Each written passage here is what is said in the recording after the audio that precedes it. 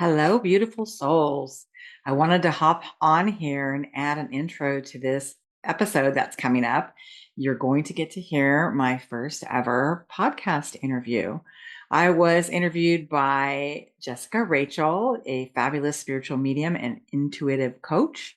And we had fun. We smiled, we laughed, and she asked me a lot of questions about my journey, and she also helped me understand a lot of things about my gifts and abilities that I really didn't know. So it was really fun and the vibes were high. And I really think that you guys will have fun listening to it today and get some insight on more about what it's like to be a channel and have intuitive gifts. And also, as a result of being one of my listeners, Jessica has offered some significant savings on both her community and her personal readings. So you'll find the links to those in the show notes. So, my loves, enjoy this and let me know what you think about it. Please, as always, subscribe, like, follow, comment, do all of the great things, and share this with your friends. Enjoy. Welcome, Leah, to the Intuition Activation Podcast. I am so excited that you're here. Thank you, Jessica. I've been looking forward to it, and I'm really excited to connect with you. Yeah. Oh my goodness. So, originally, when I asked you to come on the podcast, it was because I had put out a blast asking for people who followed the advice and beautiful things happened afterwards. And you did reach out to me to tell me that you did follow the advice of your guide, and I'm excited for us to get into that, but here's the most beautiful thing about this is that you have a podcast called Angels and Awakenings. And oh my It's god. it's called She Talks to Angels. Yes. Okay, we're gonna start again. Okay, that's right. The different podcast that I was listening to this morning. Good job. Okay, hold on. So anyhow, we're starting again. He talks to angels. That's what it's called? She Talks Yes. to Angels. He Yes. talks to angels. Oh my god. And I was listening to your podcast like yesterday, but there's another one. All right. That's okay. You do podcasts. Okay, okay. And also it's Leah, right? Not Leah? Yes, it's Leah. It's Leah. Yes. Okay, okay, just checking. Yes. I was like, "Oh, did I say that right?" Okay, let's try that again. Yes. All right. 3, 2, 1. And welcome, Leah, to the Intuition Activation Podcast. I'm so excited that you're here with us. Thank you so much, Jessica. I've been so looking forward to it. Yeah. Oh my goodness. I'm so excited that you're here. And the reason that I really am so excited for you to be on this podcast is because number one, I had put out a blast back, I think in December, asking people if they had a spiritual guidance session with me, what sort of played out when they listened to their spirit guide. And you definitely are somebody who really listened to the advice of your guides and you went forth like and just made it happen. And I so much magic has happened on the other side of that. But even more what excites me even more about you specifically is that you channel, or at least in my view, you channel. And so much of that definitely came through in our session, but now you're sharing your channeling gifts with the rest of the world through your beautiful podcast. And I'm so excited for us to dive into all of the things, all of the channeling things, all the intuitive development things. But before we do any of that and talk about either our session, all of those things, I would love for you to just tell us a little bit about your story because your story is so cool. So, could you tell us, like, zoom all the way back to kind of childhood, where you grew up, all of the things, and what led you to what you're doing now? So, maybe actually start there. Start with what you're doing now and then rewind for us. I would love to. Thank you so much.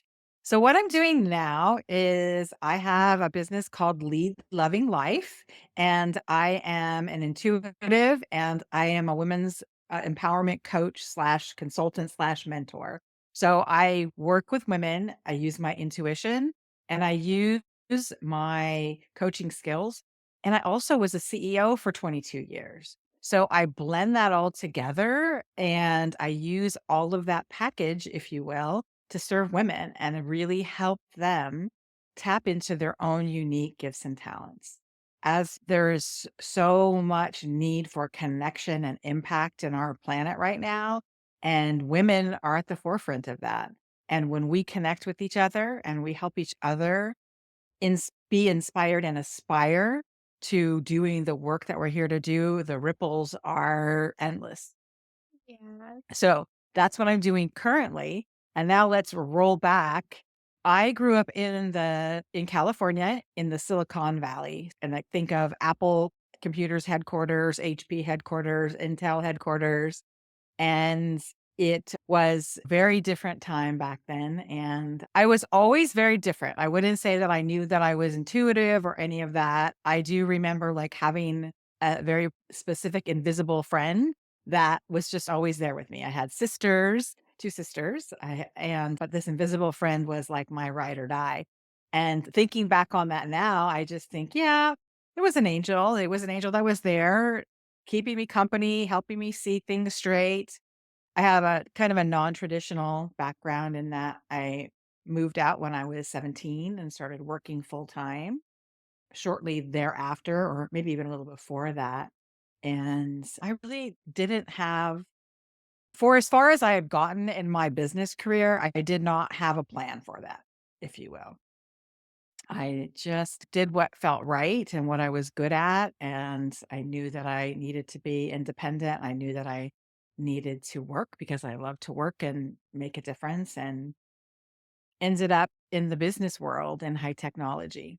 And I think of Apple Computers headquarters, HP headquarters, Intel headquarters, and it was, very different time back then. And I was always very different. I wouldn't say that I knew that I was intuitive or any of that. I do remember, like, having a very specific invisible friend that was just always there with me. I had sisters, 2 sisters, but this invisible friend was like my ride or die. And thinking back on that now, I just think, yeah, it was an angel. It was an angel that was there keeping me company, helping me see things straight. um, I have a kind of a non-traditional background in that I moved out when I was 17 and started working full time, um, shortly thereafter, or maybe even a little before that. And I really didn't have, for as far as I had gotten in my business career, I did not have a plan for that, if you will. I just kind of did what felt right and what I was good at. And I knew that I needed to be independent. I knew that I needed to work because I love to work and make a difference, and ended up in the business world in high technology, and specifically finance for first a hardware company, semiconductor company, and then next a software company.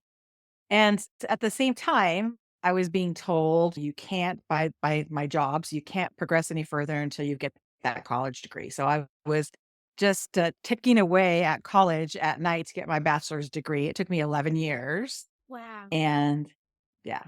But it was like I didn't have a choice if I wanted to move further forward, and I did. And then ultimately, I got removed from a job that I didn't get removed for. Someone else got put into my job that I didn't even know was open, because it was a very male-dominated field, very focused on education, and my male boss at the time replaced me with a white male that had a very prestigious degree from a high-ranking university, and just basically said, "Oh, we're gonna move you over here," like a lateral move, but I had no involvement in the process. So I got pissed, and I went back to school and got my master's degree, just because I thought, "That's not gonna happen to me again." I did all of these things, checked all of the corporate boxes, and I was just like, "Okay, there's gotta be more, like, this is just not enough." I love what I'm doing, I love the people I work with, and my last job on high technology was a divisional controller for a $90 million software division. And what I got to do, though, was work with all of the different areas of the division to help them from the business perspective. And so I got to talk about budgets, I got to talk about marketing, I got to talk about product development. And so I got to do the people thing, which is what I have always loved. As it turns out, people would come into my office and we would be talking about whatever, or we'd be meeting in someone else's office, and of course, they would always end up telling me their life story. They would always like seek guidance in an indirect kind of a way. And I thought, this is what I want. I don't want to do just the business stuff. So ultimately, I decided that wasn't enough. And I went headlong into a very spiritually expansive time in my life, hanging out at the time, there was a spiritual bookstore near my office. And so I spent a lot of time there. I ended up moving out of that area and moving into the Central Valley of California, which is very different than the Silicon Valley of California, and started working in nonprofits, human service nonprofits at first. I was a CEO, executive director for a human service nonprofit for 10 years, and then an educational, public education slash nonprofit for almost 10 years, and got to use my coaching and intuitive gifts in my day-to-day work. My favorite part was working with my staff and helping them develop and see clearly what they wanted to do and how they wanted to move forward and help them create plans to support that. And then after running the school system during COVID, it just about killed me. It was 24/7, 365 days. And people think I'm being dramatic, but I am not. Like it was to the point where I just couldn't do it anymore. And I knew that it was time to make a change. And 2.5 years ago, I left and took some time off and started doing some business consulting, which I still do, in addition to my work with women and intuitive work. So it is like night and day. I feel like I have moved from a robotic, like automated, numb way of living because really that's what you have to do. Like, it's just get up and, deal with all the things. And I'm a single mom. Like I said before, I shared with you earlier, she's in college now. She's graduating this year from college.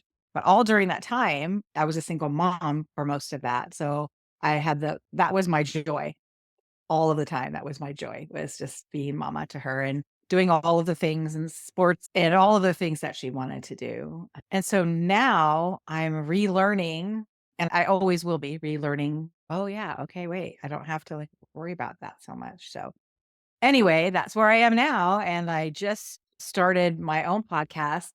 The trailer came out in December, and then my first episodes came out in January. Yeah. That's where we are. Yeah. And this is such a crazy, beautiful story. And I love it because there's this underlying like truth that keeps coming through. And I'm curious about this for you because you're saying that all throughout you were working with when you were working with people, you were using your intuition, but did you recognize that? Were you actually in your own mind recognizing that there was intuitive kind of advice coming through you? Or was there a moment that there was an aha moment that, oh, I'm channeling?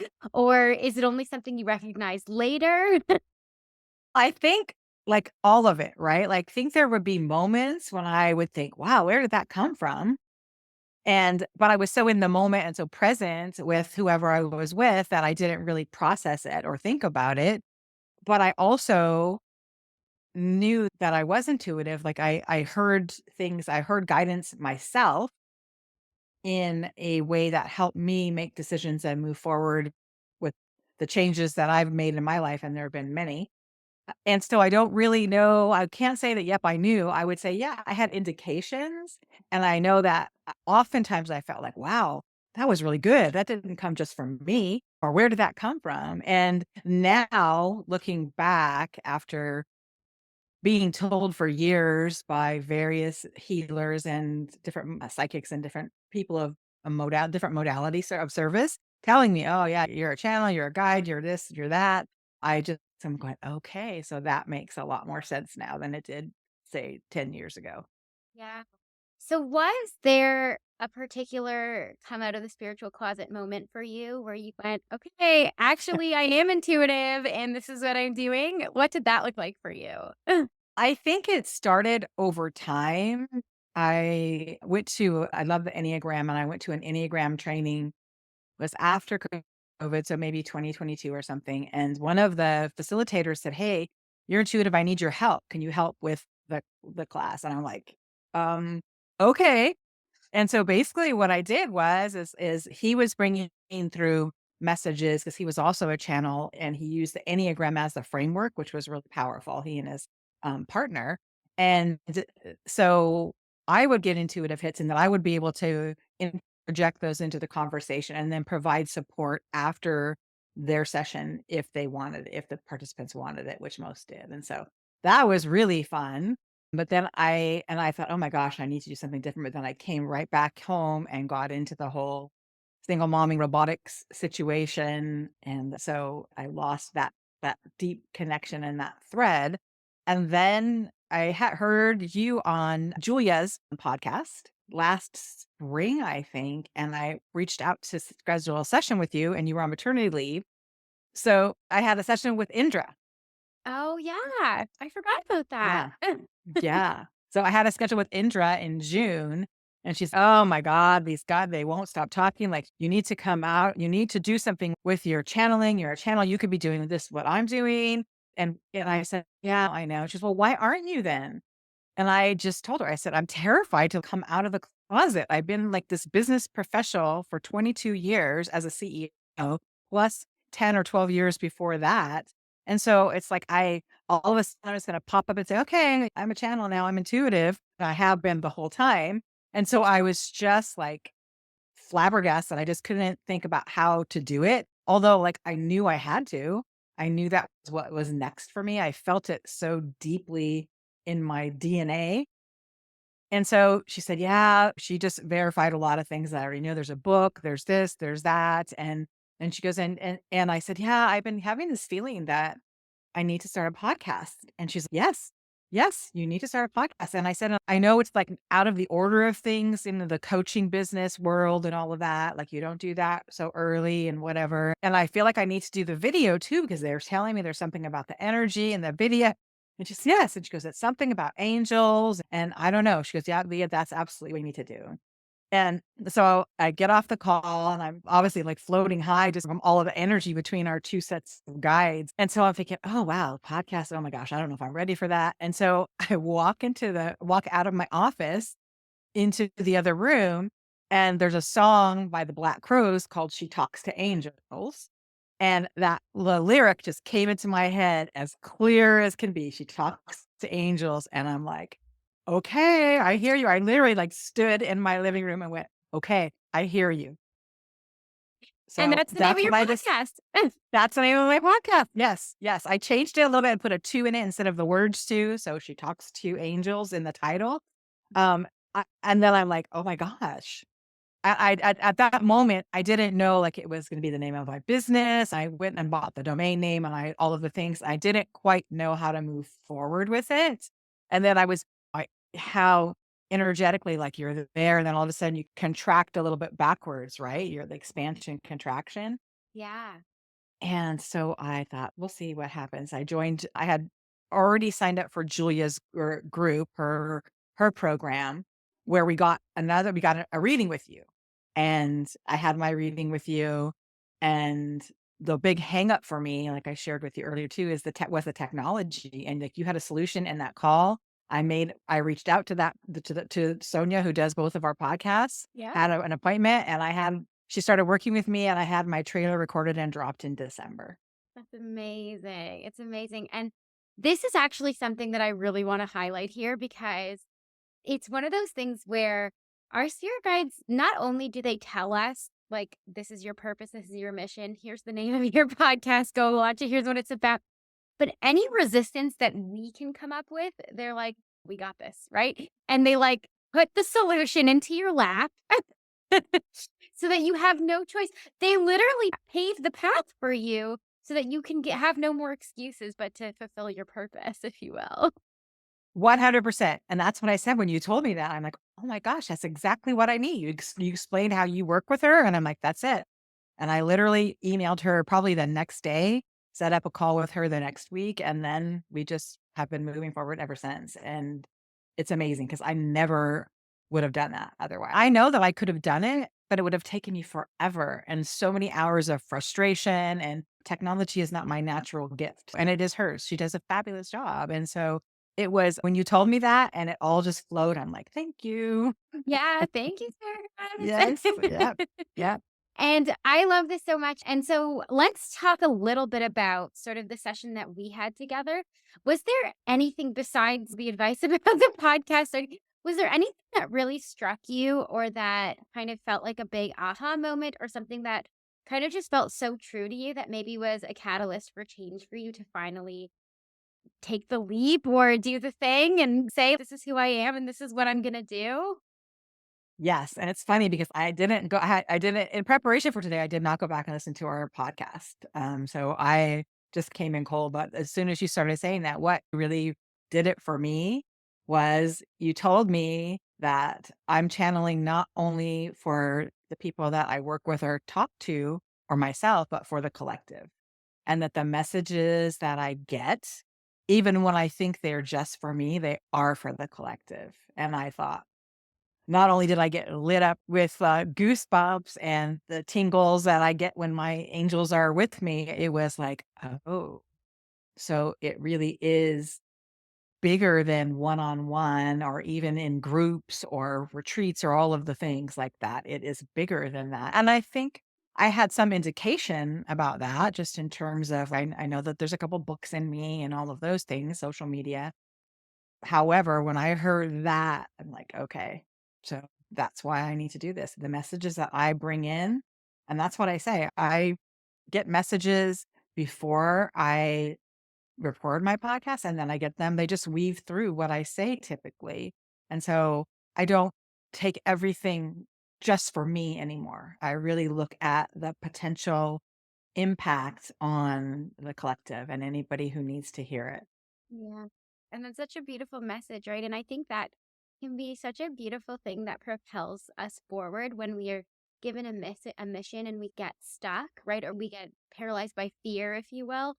It's not about me, right? It's about the people that I'm here to serve and who am I not to do this thing that I'm being pushed to do. Right. Gorgeous. Exactly. Let's talk a little bit because you're dabbling and not really jumping into the fact that you're talking to angels here, right? Which is the name of your podcast. And I really would love for you to share with us what does your experience of, I'm going to call it channeling, look like? What does it feel like for you? What is your, let's start here. What does your process look like to have the angels come through? Do they just show up and you just start talking or do you have to call them in? What is your intuitive process? Thank you for asking me that because I've really struggled a little bit because everything else in my life, I've had such a non-traditional life that it doesn't look like what other people's looks like. And it doesn't look like they say they're supposed to look, all of those things that you do to yourself. So I I can channel verbally, and I have done that. I do voice messaging to myself if I do that. I haven't done a video channel yet. I just do audio channels when it comes in like that. I have been doing what people call automatic writing for years. If you go back and look at my journals, I started with a prompt. Okay, universe, what do you have what do you need to tell me today? What do I need to know today? And so it started coming through in written form. I can just sit down and do that. I always have crystals. I have crystals in my hands right now. So I typically have crystals of some sort in my pocket or in my hands if I'm in a place where I can have them in my hands. In fact, I was at lunch with someone a couple weeks ago and she was talking about, I haven't talked to anybody about this woo woo part of me. And I just feel like you're a safe person to talk to. I had just met her like 2 times before that. And so I pulled this pocket full of crystals out of my pocket and put it on the table, and she goes, "I knew it. Okay, I can trust you. I can tell you my story." I love Because it. anybody who's got a pocket full of crystals and rocks is my kind of person, and I just laughed so hard. Right? Um, so yeah, I do it that way, and then oftentimes for my podcast, I started out it's interesting. I've only just recorded my 5th full episode, and the first 2 episodes I did like you're supposed to do it, right, with the script and all of those things, and it was the perfect time of the year to do that because it was really about the new year and how I don't believe in the new year stuff, new you stuff. It's all about you need to be the realest version of you. So if it was a little bit more scripted than my podcast since then. And so I will ask for guidance. Hey, what topic? This is what I'm thinking, or this is what I'm feeling. And that's that's not coincidental. It's feeling that way because they put it there. And then I will take it from there. I'll get messages and I'll build on the messages. However, they're always there. Like I always ask for a specific sign. I get tingles on my face, only on the left side, like on my left cheek, and then occasionally at the back of my head on the left side. So it's really just helps me remember that I'm connected to the highest form of feminine energy, and that it's nothing that's overwhelming or scary or anything. It's just, okay, show me that you're here, remind me that you're here. So I get a little tingle. My face tingle is more prevalent than the back of my head tingle, but they both happen. And then when I am recording my podcast, I don't use a script or anything like that. I start with a message that I've received, if I've received one, and then I just talk. And the messages weave through everything that I say. And I can tell when I go back and listen. I couldn't listen at first because I was so uncomfortable going back and watching myself. So it took a while to do that. But now I do because I want to hear how it came out, or I want to pick the real segment that I want pulled out, all of those things. And so I can look at it from a less critical perspective mostly. But it's so clear to me that it's woven into everything that I say all of the time. Uh, Oh my So, gosh. I don't know if you know this. I'm hoping you do, but you are the perfect example of a pure claircognizant. So mm, everything you just said mm, is very typical of someone whose strongest intuitive ability is claircognizance, which translates loosely to clear knowing. And everything you just said are the suggestions I give to people when we discover that's their strongest intuitive ability. I push them towards automatic writing or just start talking because it will come through you. And I actually say that, and you guys are like these unicorns because it's a little bit more of it is a common one, but I would say it's a very powerful one. So slightly more rare, I would say. And you guys have the way that I describe it, and I can even see it in you right now as you're sitting in front of me on the screen here. A typical sort of connection to source for the average person, including myself, it looks like this beautiful, kind of like golden cord or rod that kind of sticks out from the center of the top of their head, then goes up to the sky. Yours and every claircognizant I've ever met, you guys have these humongous funnels. It just looks like a funnel of white light sticking out of your head because there's just that much information dropping into you at all times. wow. And then it's so much that all you can do is let it come out of your mouth. It's like it has to come through you. It needs to constantly come through. And the only way to get that energy flowing through you is by starting the movement of it, by starting to speak or starting to write. If you're sitting there in silent meditation and trying to call it in and wait for a vision or whatever, it's stagnant energy and it doesn't come, right? For you guys, you have to start the flow and then it comes through. Would you say that's how it feels for you?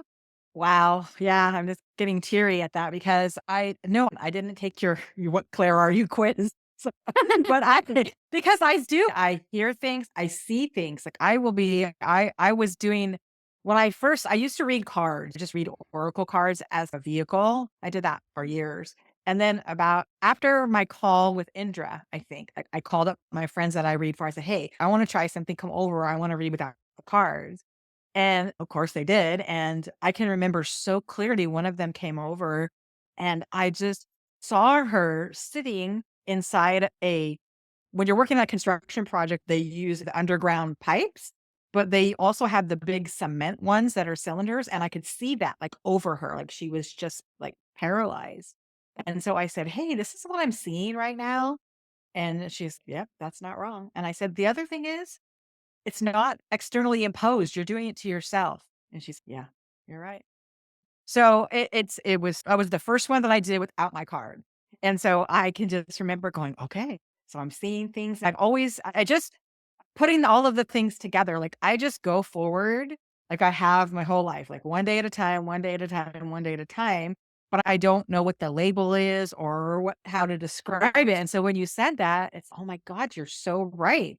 Like I can't, like I do meditate and I clear myself and I see the golden light around me and surrounding me and coming through me, but I don't get it that way so often. Like I have to say it or pick up a pen or I'll get words, I'll get other things, but it's not like you guys when what you have described and what some of your other guests have described. So that was very powerful. So thank you for sharing that. Oh, yeah, no, and I'm so happy because I think for you guys, for claircognizance, you guys are the ones who often think you're not intuitive because it doesn't look like what it looks like for the rest of us. You're like, "I'm not necessarily." Now you are, now that you've leaned into your gifts a little bit more and started doing it like the other clairs turn on, right? You can start to see, you can start to hear. But initially, you were like, "I'm just having these really lit up conversations with people," and so you're, like, thinking like, I was just inspired, right? Maybe you're not realizing that it's channeling in that moment. And the coolest thing about you guys is that it's so strong and that funnel is so big that I always say that you guys are channeling 95% of the time. It's almost like everything that's coming out of your mouth, as long as it's not coming from a place of fear, is coming from a channeled place. It's just angels or guides just dropping through you all the time. So it's like anytime you open your mouth, it's these golden nuggets coming out because it's just channeled. You're so open. And so it's so beautiful and so hard for you guys to recognize because you're like, how could I possibly be channeling 95% of the time? But you are. Wow. Yeah, and that is so true because I honestly and I think about it back in a professional capacity, and even since I've had my own business, when I've gone to do speaking for a women's group or at a retreat or whatever, if I try and overscript it, mm-mm, it just doesn't work. It doesn't flow. I need to have some guidelines, I think, or some points I want to make sure that I don't miss, which is usually the case. I just want to make sure I don't miss these, so I have to write those down, but it is such a flow. And when you were saying that, I just got this message to myself, this reminder message that I saw a psychic, I don't know, 30 years ago. I was still living in the Silicon Valley, and and she wasn't the first one. And it wasn't the last one. Said, "You're a healer." And I'm like, I always think of a healer, oh, Reiki provider, a practitioner or energy healer or massage therapist. And she goes, "No, no, you heal with your words." And I thought, "Oh, That doesn't surprise me at because all. they're not all my words, apparently." No, right? It's so beautiful. And there's this one other added layer to this, which we keep tiptoeing around, which is that your podcast isn't called She Talks to Spirit Guides, right? It's She Talks to Angels. And so I'm curious when this imaginary friend that you alluded to from childhood, and when you're receiving messages, how are you recognizing that these are angels? And what do they look like? What does that feel like? And would you say or define that maybe they are separate than maybe connecting to a spirit guide? Yes, they're very clearly angels. I have a part of my morning practice is before I even get out of bed, I connect to. I have like I call them my A team. So I have like a team of angels and then a team of ascended masters. And so every morning before I get out of bed, I ground into the earth and into the crystalline center of the planet. And it's evolved over time. Like I used to be able to just see one little root going down, and then I would see DNA, and then I saw DNA change. And so it's been quite the evolution in the last 5 years or so. And so I call in, I have my archangel team, and I can tell you where they show up in my body because they come in the same places every morning. Your left side is Archangel Michael, right side is Archangel Raphael. Behind me is Archangel Uriel. In front of me is Archangel Gabriel. Metatron's above me and Sandalphon's below me. Wow. Do you know that's a prayer in Judaism, what you just said? I did not. There's a whole song that we sing, and we talk about the archangel literally in that specific what No. you just said, except that above we say is God, but then Okay. the left, the right, behind, and in front. I forget exactly which one. I would have to because it's in Hebrew, so I would have to think for a second. I'm almost certain that you just said it in the order that we say it. So I'm like, that's crazy that you knew that. You Wow. just felt it. That's Yeah. oh my gosh. Can I ask you though, like, how did you know which angel? Do they talk to you? Do you hear them? And I'm Archangel Gabriel. Like, I no, I sense them. I just sense them. And I can't even remember. At one point I looked up to see what the angels, what they represented and how they served. Obviously, Archangel Michael, protection and safety. And he's been with me forever. I felt him forever. And then Mother Mary. I'm not a religious person.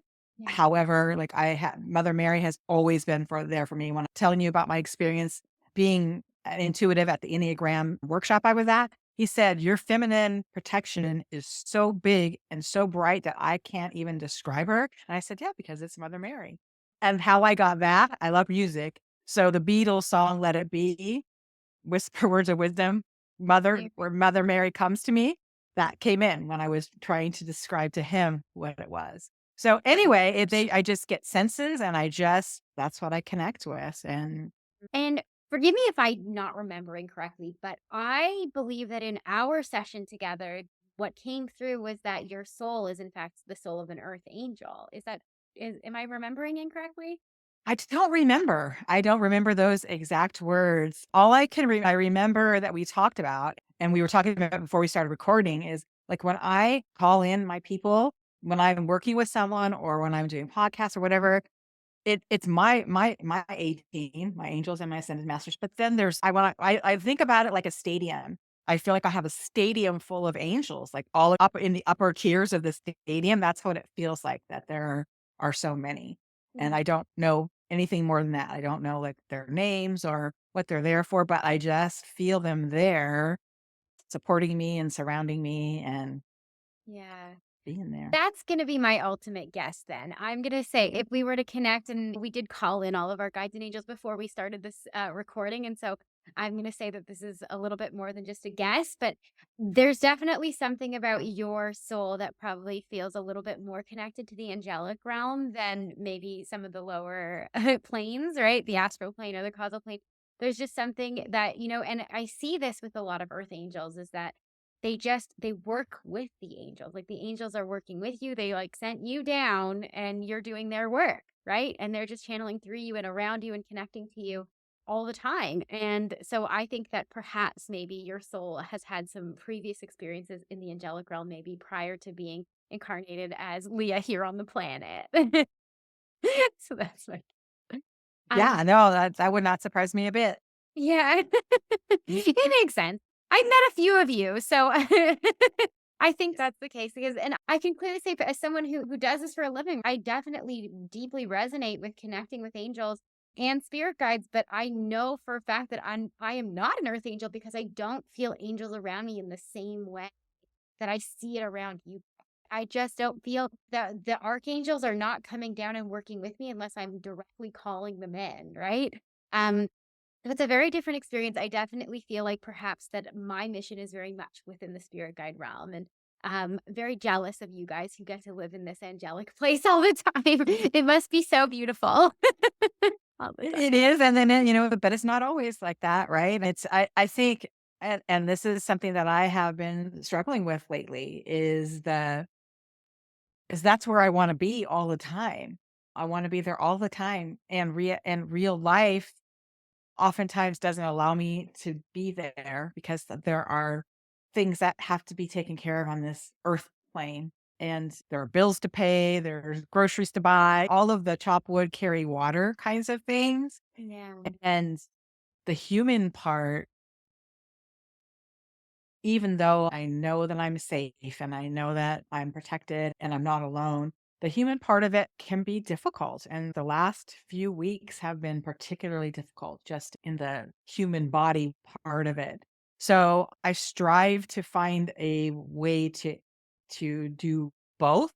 And then in the human living of life, to let it's the fear, right? It's the doubt and the fear that brings our vibration down. It brings the connection. It feels like it weakens my connection to the angels because I feel like I'm doubting, and it still happens. And sometimes pulls me down a little bit until I can pop back up again and okay, reconnected or whatever. And so that's something that I'm currently working on. And I feel like the density on this planet is a real thing. And we're here, yourself included, we're here to elevate the vibration and the level of light and in humanity on the planet, right? And I think in order to do a good job of this, I don't know, you can tell me your experience because I know that I'm getting the sense that you have experiences in the same way. Like, how do you balance it all and knowing that your calling is to be here to help people like us show up? How do you do that? And how do you manage that? Yeah, it's so beautiful. And thank you for asking that question. And as you were talking, the one thing I wanted to say was we choose polarity. We know that when we come down, we also choose amnesia, right? Like our soul, if our soul wanted to stay in that place of light and love and levity, we wouldn't have come down, right? We knew what we were getting ourselves into, and we wouldn't be able to elevate the vibration here without living in the other side of it, right? You can only know the positive by experiencing the negative, right? 100%. So you got Yes. to have that polarity. And yes, all of us do this weaving in and out of the human experience versus the spiritual experience, and it heightens the spiritual experience because you see it in opposition to the just human everyday to day life. And so I don't think that is ever really the goal, is to completely detach from it. I don't think that we can until we pass on. And even then, and then in this case, it then becomes a case of how much of a dance are you willing to do, right? And can we just keep waking up and falling back asleep and waking up again and just keep doing it and dancing back and forth? And that's the point, I think. I am definitely not immune to the human experience. And I think that's why we came down here, right? We need to have the human experience, and we can't help those who are feeling the weight of it even more so than ourselves without having those experiences. Yeah. But Yeah, I 100% agree with that, right? Because you have to have lived experience in order, I think, in order to really connect at that deep level. And you're right. And there are times where you're just like, oh my goodness, this is a lot. And I think at being a spiritual leader, because you are, right, we have to share that too, yeah, because we have to like, we're not like living on this mountaintop where we don't have the challenges of the human element, like you're saying. And so it's part of who we are and how we show up. even the people who we consider masters, ascended masters like Jesus, Buddha, whatever, like their lives were not without pain. In fact, quite the opposite. If anything, they dove much deeper into the depths of despair in order to achieve the enlightenment that they did. And the harder the pain, the more that you're seeking that spiritual opposition. And often people who find themselves on the path of light workers, they tend to have the hardest beginnings, the hardest childhoods, the biggest traumas, and then they have these big god-shaped holes that they have to seek out to go and fill. And that's the point. They choose these difficult beginnings because then they become the pressure cooker that forces them to seek that spiritual path that much faster and get there sooner. Yeah, I think we all have to go through that, unfortunately, but on some level, subconsciously or prior to consciousness at all, we chose that. Oh my goodness. I love it. But thank you so much for bringing this up. And I do want to switch gears just a little bit because I feel you're just such a treasure, and I like want to pick your brain on so many things. But the one thing that is such a pain point for the listeners of this audience and anyone really trying to develop their intuition is getting to a place of actually trusting their intuitive abilities. And for someone like you, where it actually came on in a very slow burn, very subtle way, how did you bring yourself to actually start to trust, yeah, these are angels talking to me? Like how did that play out for you? And do you still second guess yourself? And what do you do to help yourself get back on track of trusting again? So yes, this all just happened in the last year, really. And it so yeah, it's a big endeavor. And I think it's for more so for people like me coming from the left brain world, like coming from the executive space, even though I'm intuitive and I'm using that skill, I don't, it's not on my business card. It's not something that I talk about with people. And when I get a feeling about something, or I just know from one thing to the next that it's the right thing, I just have leaned into it. For example, there was a job that came up, my most recent corporate job that came up that I heard about, and I was working at another nonprofit, and I was fine. I had a great schedule that allowed me to. I worked a lot, but I had a lot of flexibility to work from home in the evenings when Maya was asleep and whatnot. And so I knew that if I applied for this job, then I would get it. And so I didn't. I'm like, no, I don't want to rock the boat. Like, I don't want to rock the boat. And I have a really good friend that's a psychic, and she said, oh no, this is what's next for you. Like, you need to do this. And she, because we're friends, I had a session with her, and she just started texting me like, hey, have you sent your resume yet? Hey, have you followed up yet? Hey, have you done this? Because this is next for you. You know it. And so I did, and I applied for it, and I got it, and it was fabulous. It was great. So I think that having enough experience with it where I can just say, yeah, I know that's what's going to happen, but if I do that, but I'm not going to, that really experiences like that really remind me like, okay, you need to either pay attention or you're going to find something else is going to come up. There's something else will come up and you'll have to pay attention. And I think that just if you feel it within you, you have to trust it. And if you don't wanna trust it automatically, which obviously that's not a go-to for most of us, play with it with a friend. Like I said, the people that I started reading for, they're my friends. Like, and they were like, "Okay, yeah, I wanna read for you. I want you to read for me." And so then when I thought, "Okay, I'm gonna try and do it without the cards," which to me was like without a net, I went to them and I just tried it and I validated it and I validated it. And then in conversations, I would start saying, "Oh, I see this. What is that? Does that mean something to you?" And they would be like, "Oh, yeah." And so I just validated it in a safe space.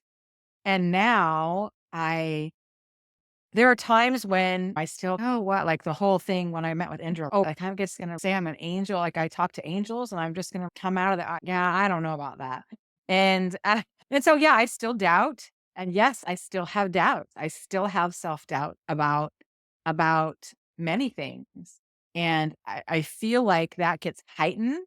It's the contraction and expansion cycle that we all go through. And I feel like when I start having that self-doubt and that curiosity that feels like stress, that feels fear, I'm in a contraction space. And I'm there right now. I'm in and out of that. And then there comes an expansion space. And so that's what I encourage people to really think about and to look back on it because we're always looking for validation. And I feel like if we reflect, we oftentimes can see experiences in the past that will help validate something for us in the future, in that we trusted what we heard, we trusted our intuition, and this happened, or we didn't, and that happened. And then just experiment and trust. So gorgeous. I couldn't have said any of that better myself. It is so amazing. It's so true. And I love this piece of what you said, which is look back on a time where you trusted it and it worked out, right? Because that is going to propel you to want to try it again, right? And always seek the validation. I love that you were reading for friends just by choosing to. And I know in my early days, that's what I was doing. I think on random this is so crazy, but I would go on random Facebook groups on the internet just finding like those psychic development ones and just saying, hey, I need to practice with someone. Is anyone going to jump on a Zoom call with me and let me just read for you? Because I was so hungry for someone who was eager to have a reading and then let them validate it for me or not. And I would tell them they were strangers, they weren't paying me anything. So I told them to just be brutally honest, right? Tell me if it resonates and then also tell me if it doesn't. Don't be nice. And that's the way you do it. And the more and more that you just throw it out there and let them show you, like, hey, actually, you're really on track here, the more you learn to trust what it feels like for you. So I really appreciate that perspective. It's really beautiful. And I also want to underline here that even for a seasoned, if you want to call me that, a seasoned, the self doubt never goes away. It never goes away. You just learn to dance with it. You do. And I'm even in a session, I channeled for a client this morning, right? And a message comes through and I'm like, do I really say this? Should I? Do I say, and and then you push yourself 3 seconds of courage, say it anyway. What does this mean for you? Does it mean anything? And then they fill it in, right? They fill in how it makes sense. And you're like, oh, phew, okay. So it never goes away. And so if you're waiting for the moment where you're going to feel 100 or 1,000% confident in your intuitive abilities, it's never going to come. So get over it and just trust it anyway. I love those words of wisdom, and I think that newbies like me in this world to seasoned professionals need to hear that because especially because we are unique in what we do, and like I said, even on our conversation before we started recording, it made me feel like, okay, I struggle with never having done things the same way as anybody else. And now this, and I don't do that the same way that most people do. And so just knowing that and having the conversation about it is just so powerful in that it is an evolution and that we are all unique. And yes, there are similarities in who we are as humans and who we are as channels and who we are as spiritual beings. But that doesn't mean that they're all exactly the same. There's no like little list that we check off and say, oh, she sees things, check. Oh, she hears things, check. And this is how it's going to be. That's not the way that this works. It's not the way that life works. And I love that you validate that for us and that you provide your clients and the people that you're working with and training with in that way because it's so empowering. And that's what we all need at the end of the day. Oh, stop. You're gonna make me blush. No, thank you so much, though. I appreciate it, and it's Awesome. so beautiful, and I'm sitting here hanging on every word. The way that you speak is just so inspiring, and I wanna leave off with this just one last question because you are a coach for women, right? And you really are, and I feel like you're helping so many people on so many levels and so many layers, and so if you could give one piece of advice to our listeners, someone who is maybe just starting out on a spiritual journey and they're maybe feeling a little hesitant, a little isolated, and more importantly, questioning what their purpose is or how they're supposed to proceed, what do you suggest for them? Mm. Oh, I love that question so much because I can just remember exactly how that feels. And I love working with women that are in that spot. That is like the most magical spot to Yeah. start with.